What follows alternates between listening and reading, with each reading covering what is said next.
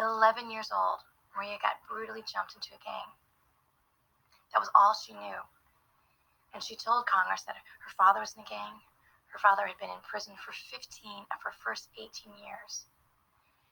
And when Maria realized the power of education, her father got out of the gang, got out of prison, and she encouraged him to enroll in junior college. And she is now his tutor. And so I think that just says a great tribute about when you do believe in education, when you do believe you can do it. So Maria's going to read a story about a classmate of hers that also believed that education was possible.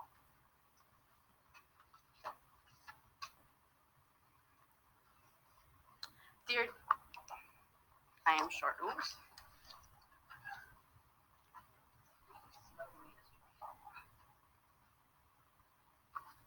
Dear Diary, growing up, I always assumed I would either drop out of school or get pregnant.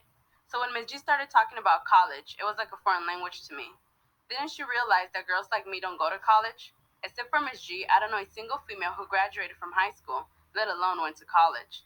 Instead, all the girls my age are already knocked up by some cholo. Like they say, if you're born in the hood, you're bound to die in it. So when Ms. G kept saying that I could do anything, go anywhere, and be anyone, even the president, I thought she was crazy. I always thought that the only people who went to college were rich white people. How did she expect me to go to college? After all, I live in the ghetto and my skin is brown. But Ms. G kept drilling into my head that it didn't matter where I come from or the color of my skin. She even gave me a book called Growing Up Chicano about people who look like me but made it out of the ghetto.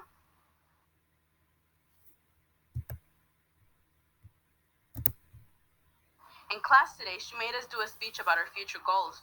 I guess some of her madness was rubbing off because I found myself thinking of becoming a teacher. I began thinking that I could teach young girls like me that they too could be somebody.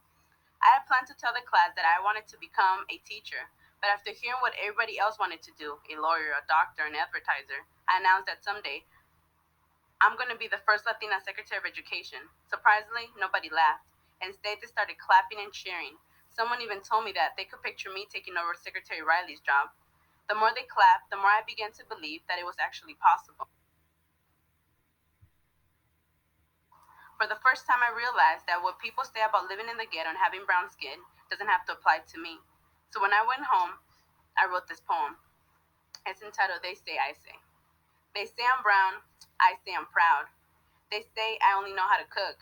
I say I know how to write a book, so don't ever judge me by the way I look. They say I'm brown, I say I'm proud. They say I'm not the future of this nation. I say stop giving me discrimination. Instead, I'm going to use my education to help you build the human nation. I can't wait to read it to the class tomorrow.